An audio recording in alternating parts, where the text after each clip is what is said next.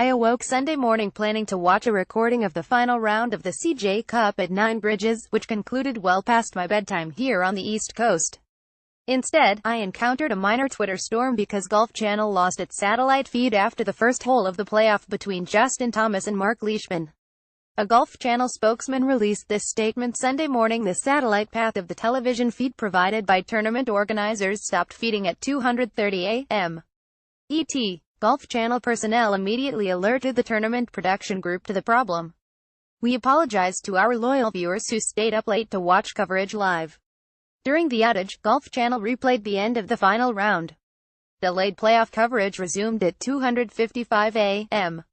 ET, with the players' approaches to the second playoff hole. Anchor Rich Lerner apologized for the technical difficulties. Thomas birdied for the victory.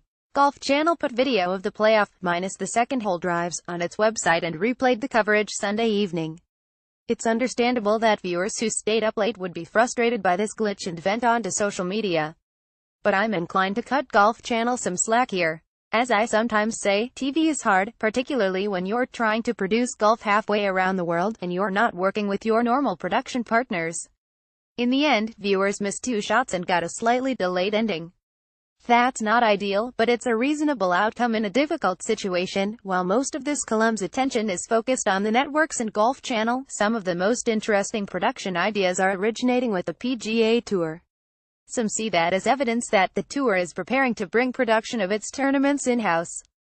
Well, leave that for another day. One of the recent innovations brought to our attention was live streaming using HatCam, an action streamer camera that, as the name suggests, attaches to the brim of a hat. The tour tested it during practice rounds at the Web.com Tour Championship. It also was worn by fans following Sam Saunders when he shot a first draw on 59.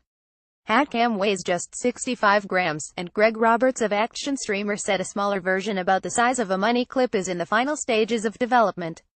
HatCam has a self-contained battery, is controlled remotely and has MEMS gyroscopes that minimize the bouncing effect in point-of-view transmissions. Golf Channel tested a similar idea in January, attaching a tiny camera to the hat of Mark Zion's, Billy Andrade's caddy. It was a worthy experiment, but the constant movement was disorienting. The HatCam seems much more promising, based on video it captured at the Web.com Tour Championship. Scott Gutterman, VP of Digital Operations for the PGA Tour, said HatCam could be used more in the future in proms and practice rounds, though no decisions have been made. It's easy to imagine PGA Tour champions or the Web.com Tour caddies wearing HatCams during tournament coverage, much like Zion's did. Players and caddies on those tours are more open to this sort of experimentation than are their counterparts on the big tour. Roberts suggests an exciting possibility: live streaming simultaneously from all 18 holes. We're not there yet, but it's a pretty heady idea to consider. My colleague Jason Lusk and I were beating balls a few days ago at the new Topgolf Orlando, which opened to the public October 20th.